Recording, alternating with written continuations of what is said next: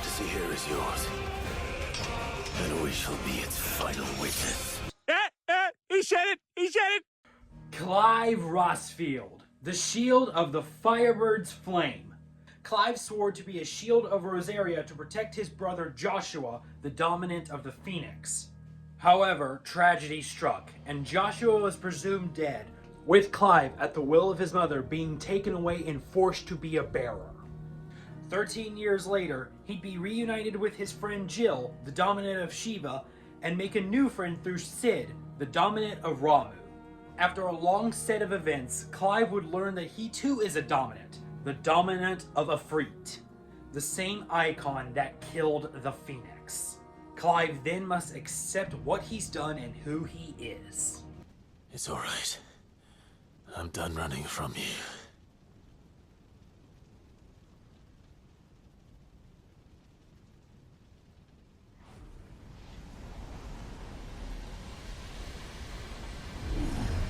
Together, then. It's time to find out who we are, once and for all. After some more events, including Sid's unfortunate end, Clive takes up Sid's identity, pledging to destroy the Mother Crystals and the Blight, and fight all those who stand in his way, and make a new world. You, however... No. Forgive me, but I cannot. I fight to build a new world now. A better world. Where men can live and die on their own terms. Even when faced with Ultima, a divine god who wants Clive to use as his vessel, Clive stood tall and refused to bow down. Even now, you would deny the inevitable.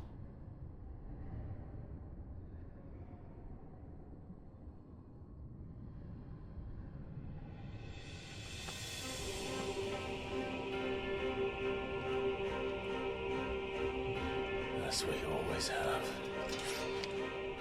And always will. Clive is hands down one of the best protagonists to come out of the Final Fantasy franchise, and I don't think I'm alone in saying that. In a short amount of time since the game's release, Clive has really made a name for himself. He found his way into Tekken 8, so his chances of getting into Smash Bros. Might be a little bit lowered, but I don't think that will be the case. In fact, I think that Clive has the best chance of any Final Fantasy character right now. Sure, there are many characters who have a good chance of getting into Smash Bros. Like Tifa or Skull right off the top of my head, but if a Smash 6 were to come out today, I think Clive would have the best chance. And with the Switch 2 being announced this year, I think Smash 6 is probably right around the corner. This also was a viewer-requested moveset, and having after played Final Fantasy 16, because yes, I do have a PS5 now, a Chai moveset me is crying, I can absolutely see why Clive would be wanted for Smash. And quite frankly, in that camp myself.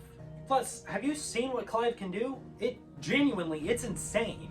And today, we'll be seeing what the dominant of Ifrit would be like if he joined Smash Bros.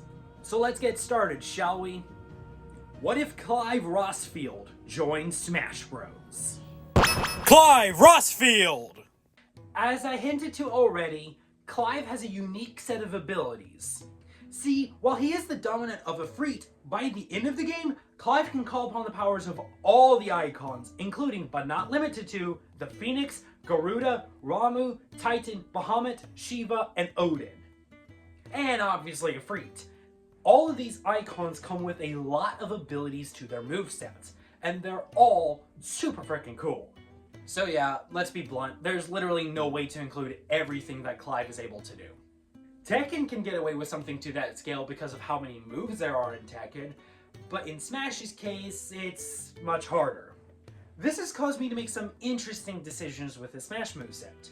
For starters, Clive will mostly be relying on his standard abilities, including all of the Fire, the Phoenix, and of course, Ifrit. After that, it's a matter of including every other icons from the base game. Yes, there are 2 more icons from the DLC, those being Leviathan and surprisingly Ultima himself, but for the sake of this moveset, I won't be including them. Not saying you could include them, It's just, I'm not including them, unfortunately. Now with all that covered, let's move on. Clive will be a unique fighter, serving as a mix-up and dynamic fighter. He'll have the tools needed to handle most any situation, so the player needs to be ready for anything to be thrown at them. Clive will be a midweight fighter, somewhere around Cloud. He'll also be around Cloud's initial dash and run speed. His walk speed though is around that of Sephiroth's. As for airspeed, it's around Pyra's, with his fall speed being around Corrin's. So he's a little bit all over the place. And for extra mobility, Clive will have 2 jumps and no additional movement options. Clive's stage entrance has him walk onto the stage, drawing his sword and preparing himself to fight. As for his taunts, his up taunt has Clive hold his hand out, shrouding it in lightning before saying, I'm here to even the odds. Any objections? Then he clenches his fist. His side taunt will be his actual taunt from Final Fantasy XVI, having him whistle to beckon the opponent. And his down taunt has Clive stab his sword into the ground, igniting it and saying, To business. As for Clive's ults, his default will be his main outfit in the game, which was his father's outfit given to Clive by Lady Hana in Eastpool. His second ult is a recolor based on his outfit he wore while he was a Shielder of Rosaria back in his younger days. His third ult is a recolor based on Sidolphus Telamon, also known as Sid. He was the dominant of Ramu and wanted to create a better world for bears, dominants, and everyone. His fourth ult is a recolor based on Jill Warwick, the dominant of Shiva and childhood friend of Clive, who traveled alongside him throughout the game, reaching for the same goal as he. His fifth ult is a recolor based on Joshua Rosfield, Clive's younger brother, and the dominant of the Phoenix. Joshua helped Clive out from the sidelines until teaming up to help take down Ultima. His sixth ult is a recolor based on Prince Dion, the crown prince of the Holy Empire of Sanbreque, the leader of the Dragoons, and the dominant of Bahamut. Also, shout out to Nabording for helping out with this one. He basically made the ult. His seventh ult is a dark recolor based on the Infernal Shadow, a manifestation of Clive's past and demons that he couldn't accept, which he overcame after accepting the truth. And his eighth puts Clive in his bearer armor from the start of the game. Very different style of outfit, I know, but it is popular among the fans. And for Clive's victories, his first has him stab his sword into the ground with fire blazing around it, as he says, On this, my sword I swear, to shield the firebird's flame, forevermore. His second has Clive sheath his sword before turning over to pet Torgal. You think I'd forget about our good boy? And his final has Clive pull out a small phoenix feather, holding it close to his chest. Then it pans behind him as Torgal comes to his side, and Clive says, Thank you, Joshua.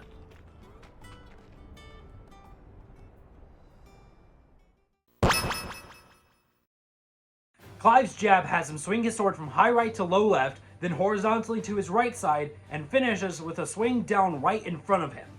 Clive's forward tilt has him swing his sword directly in front of him, starting from above his head and ending down to his side. His up tilt has him swing overhead from low left to low right. It covers a large area above him, but it is a little bit slower. Pretty simple so far, right? Well, let's have some fun for Clive's down tilt, shall we? For it, Clive will call upon the power of Shiva and use Ice Age. Clive will summon a quick trail of ice that shoots up and out of the ground, which deals average damage and can cause opponents to be shot upwards a tad bit. Nothing too notable, but it could be used to your advantage. And for his dash attack, Clive will thrust his sword directly forward in a fiery blaze. It's a great tool for closing gaps, at the cost of being a strictly horizontal attack. Alright, let's cut the crap and go full icon abilities for Clive's smash attacks. For his forward smash, Clive will call upon the power of Titan and perform Wind Up. He'll charge the Fist of Titan before unleashing a powerful, insanely high damage dealing punch forwards. While it does deal a lot of damage, it also has a very slow startup to get to the full power. If you don't go full power, it's basically just an average punch forward with just a little bit more range. As for his up smash, Clive will call upon the power of the Phoenix and use the first iconic ability he receives, Rising Flame. This has Clive charge one of the Phoenix's wings before unleashing a powerful rising wing attack, all uncoated with flames. It's a slower attack, but it is faster than his forward smash, that's for sure. It is also pretty powerful and can launch lighter opponents high into the air. And for his down smash, Clive will call upon the power of Ramuh and perform Pile Drive. Clive will charge Ramuh's staff before driving it into the ground, which causes a hemisphere of lightning to erupt from it. Not the best in terms of damage, but it does cover a wide area of effect in front of Clive and can launch opponents into the air that are at higher percents. So one launches upon weight and one launches upon percent. Now for Clive's neutral air, he'll use Odin's Gungnir and spin it around vertically. It does multiple hits of damage and can move him ever so slightly forward. His forward air has Clive swing his sword overhead downward. His back air has Clive ignite his sword and swing it in a high arc upwards. This will turn Clive around and be his most reliable aerial option. His up air will have Clive call upon the power of Garuda to perform a backflip kick. It will be a good spacing tool for Clive at the cost of not doing much damage. And for Clive's down air, it will be none other than his downwards thrust ability. He'll encode his blade with fire before slamming it down onto the ground. This will serve as a stall and fall, so be careful when using this thing off stage. For Clive's grab, he'll use Garuda's Deathly Embrace. This has him throw a set of claws to grab opponents. This will work as a tether. As for his pummel, Clive will simply knee the opponent. Nothing crazy here. Clive's forward throw comes from his Tekken ability Fangs of Ruin, having him perform a quick magic burst before Torgal bites the opponent and spins them around to launch them forward. His back throw has Clive perform his Punisher ability from Tekken, having him toss the opponent behind him via Fiery Rising Slash before he just decks them with a Blazing Fist to launch them. As for his up throw, well, Clive will call upon the power of Bahamut and use Giga Flare. This has him toss the opponent up into the air before blasting them with the Giga Flare, which sends them flying. It can also hit other opponents if they are caught in the blast. And his down throw goes back to Ramuh with Judgment Bolt, having Clive swing his sword to launch the opponent and then throw a lightning bolt at them to shoot them downwards. This will be Clive's kill throw. Now let's dive into Clive's special attacks, which is where we'll see some pretty interesting stuff.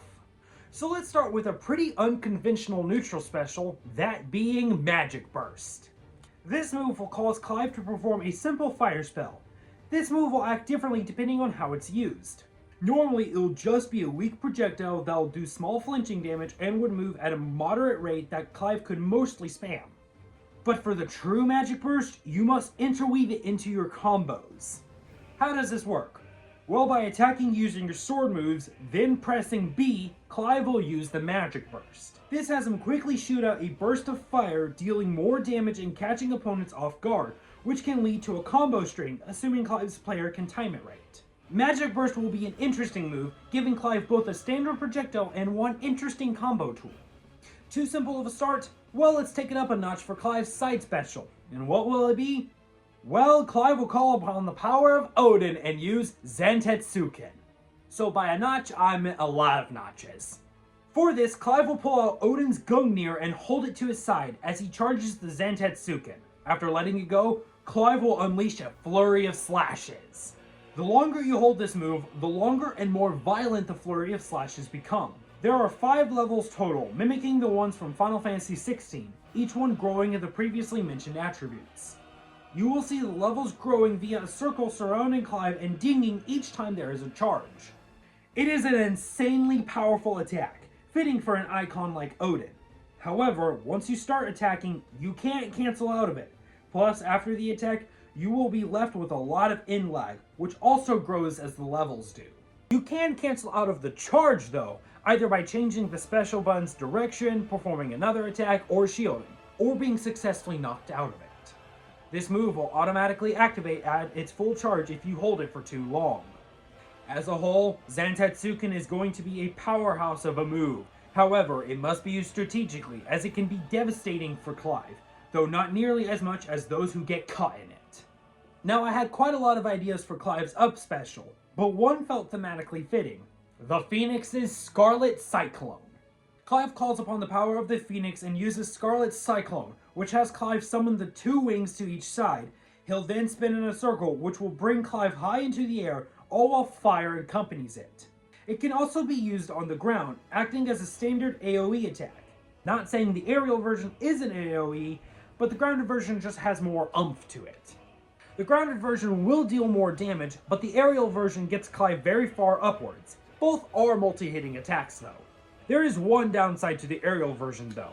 It will put Clive into freefall. Now there is a way to negate that, but we're going to get there momentarily. Scarlet Cyclone might be a more standard recovery option, but it will still have its variety of uses. Alright, here's where things get really interesting if they weren't already. For Clive's down special, it'll be the iconic feat of the Phoenix, Phoenix Shift. Clive calls upon the power of the Phoenix once more to use Phoenix Shift, which will have Clive teleport close to the closest opponent. Like straight up. As to be expected, this move will be insanely powerful. However, do note if that opponent moves, you're still going to go where they were when you started the move. You can use Phoenix Shift in a defensive manner too. By simply moving your joystick away from opponents, you'll teleport away from the mess. You also have the option of attacking out of the shift, with the attack changing depending on what button you press. The A button will have Clive perform a shift strike, with him slashing his sword right in front of him. The B button will have him perform a shift shot, with Clive shooting out a quick fire burst right in front of him, or a fireball if he's further away from the opponent. The shift strike deals more damage and can easily lend to combos, while the shift shot can act as a projectile. There's one downside though. If you don't immediately go into a combo, then the shift will yield some in-lag. That said, using this move can negate the up special's freefall if you use Phoenix Shift immediately afterwards. And personally, I'd rather have the in-lag than be stuck freefalling.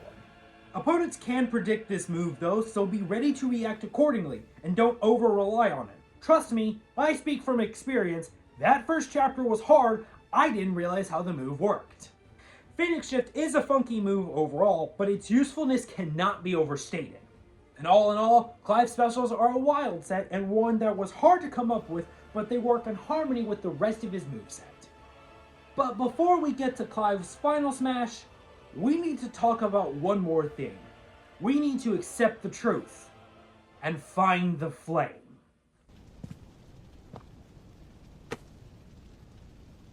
No escape, eh? It's alright. I'm done running from you.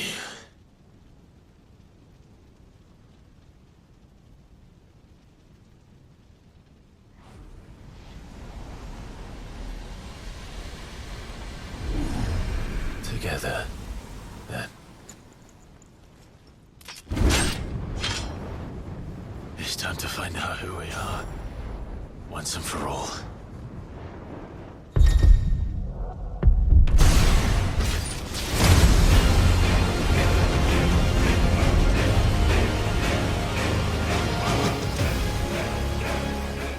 Yeah, you might have seen this one coming.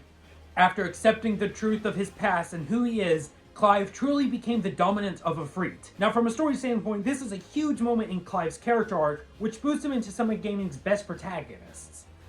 But you're not here for me talking about character arcs, besides wait till the outro. That said, once this happens, Clive unlocks the ability to semi-prime, or limit break. And unsurprisingly, that limit break will be exactly what Clive's gimmick is. Clive will have a bar on his HUD that will fill up as he fights and lands hits, with some moves like smashes or throws adding more to the bar. Once full, he goes semi-prime and enters his limit break form. This will power him up, increasing his damage output and buffing his speed. Some moves will also change during this mode. Clive's jab becomes the melee attack of the limit break form, ending once the player stops pressing the A button. Like straight up, it's the full combo. His dash attack now has Clive perform a mad dash and stab his sword directly forward in a fiery blaze. It's basically his normal dash attack, yes, but this will move Clive farther and deal more damage. His forward smash now has Clive use an intensified version of his burning blade move, having him ignite his blade while charging and unleashing a powerful fiery slam downwards. His down smash now has Clive call upon the power of Shiva again and use Diamond Dust. This has Clive stab his sword into the ground, causing a shockwave of ice to shoot out. The longer you charge, the farther the ice goes out, both horizontally and vertically. It is insanely powerful, but do keep track of your limit break's time limit. You don't want to be stuck in this move for the entire thing. His down air is a much quicker and more powerful version of his normal down air. Now here's some fun stuff. His neutral special now calls upon the power of Bahamut again, and he uses Mega Flare. Clive will shoot out a bunch of flares, which will act similarly to the Dark Firaga special given to Riku, but even more intense. It is a very sporadic move, so it can't be spam. However, if you time it right, you can follow up with another Mega Flare soon after. His side special now has Clive use the power of Ifrit and use Ignition, which has Clive perform a blazing dash that, if left uninterrupted, will send him almost the full length of Final Destination. It does insane damage, but has tons of end lag if you don't cancel out of it early. Be quick if you want to end it though, because it comes out fast. And his up special now becomes Flames of Rebirth. This has the Phoenix's wings activate, and Clive soars into the sky with fire circling around him. It goes about the same distance as Corrin's up special, with the fireballs doing weak damage, but the wings doing considerably more damage. It can also be used on the ground, which has the fireballs arc around Clive in an AoE attack. It does great damage. Overall, Limit Break may only be out for a short period of time, but it will be one hell of a time for opponents to deal with. But now, let's finish this fantasy off with the final smash. He said it! He said it! For Clive's final smash, let's truly show Ifrit's power with Hellfire. After unleashing the power of the Smash Ball, Clive yells, "Come to me, Ifrit!" as he primes into Ifrit. He then summons a giant fireball overhead, growing in size before unleashing it onto the ground, causing a massive eruption of fire. It'll deal a massive amount of damage and will even kill opponents early if they're not careful. Avoiding the attack will be incredibly difficult, especially after it explodes due to its massive area of effect. Overall, with the power of the Ifrit, Hellfire will be a grand and powerful way to end off both opponents and this moveset.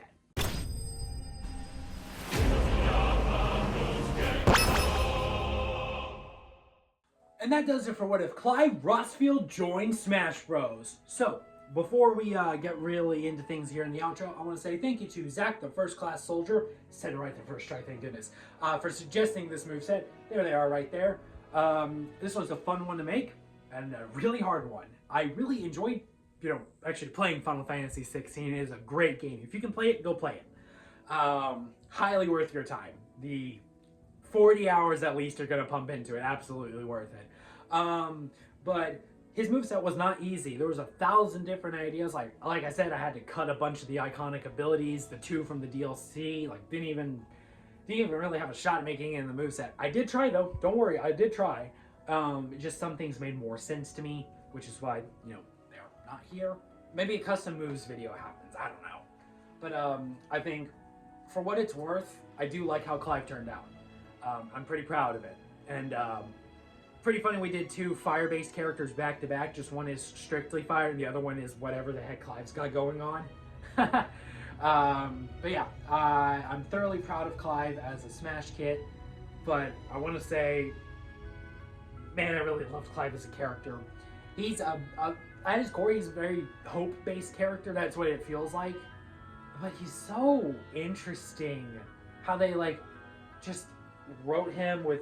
It felt real is the best way to describe it. Honestly, if you have the time, go check out anything with Ben Starr, the voice actor for Clive, talking about as much as he can about the production. He had a lot of say in how Clive was basically made, and it shows. It's really, really well executed. Just the raw. He felt like a person is the best way to describe it. The raw energy. Some of the when Clive's at his lowest, you can tell he's at his lowest. But when Clive is at his highest, you can tell he's at his highest. I think is a really, really, just a really good character. If it says anything, here I have a backpack here. This is my backpack where I carry everything. You see a bunch of pins, and here's Clive. I bought this off of Etsy. If I remember, I'll link it in the description. I bought this after the Infernal Shadow fight, after Find the Flame. I hadn't even finished the game yet, and I already knew how much I loved Clive. That was really the turning point of me going, this is peak. I loved the game up to that point, and then Find the Flame. I love Clive as a character. I feel like I say that all the time with these characters, but really, I feel like when I'm researching, I form a connection. And seriously, Clive is awesome, and Final Fantasy 16 is absolutely worth your time. Hey, so this is me 7 hours after recording all that. I was editing and doing some stuff, and I realized that this little segment that I'm filling in for right now, I completely contradicted the intro on one aspect. So I'm going to give you like the TLD. Anyways, I'm going to give you the quick rundowns. Basically, I was going through the logistics of Clive joining Smash Bros. Because I'm going to be honest with you, with the Switch 2 being announced in like a month or so, I think we're going to get Smash 6 eventually, or like Ultimate Deluxe or something. And I was talking like, is Clive the next Final Fantasy character? And I said maybe, but the intro me said yes. So here's the kind of the overall what you should take away. I think that Clive, at the very least, is one of the top like 3 or 5 choices for Smash 6. If he's not number 1, he's at least in the top bunch. I mean, you got like Tifa and Squall and a couple others I probably don't know off the top of my head.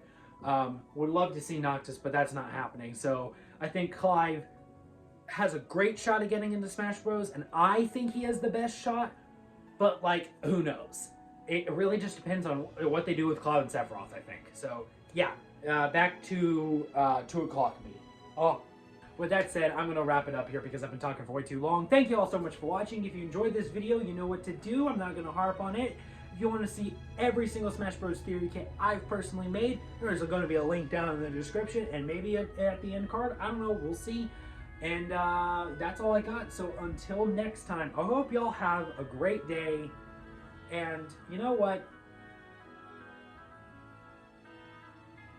Bye bye. I was gonna make a Final Fantasy 15 reference, and I was like, that makes no sense. So just bye bye.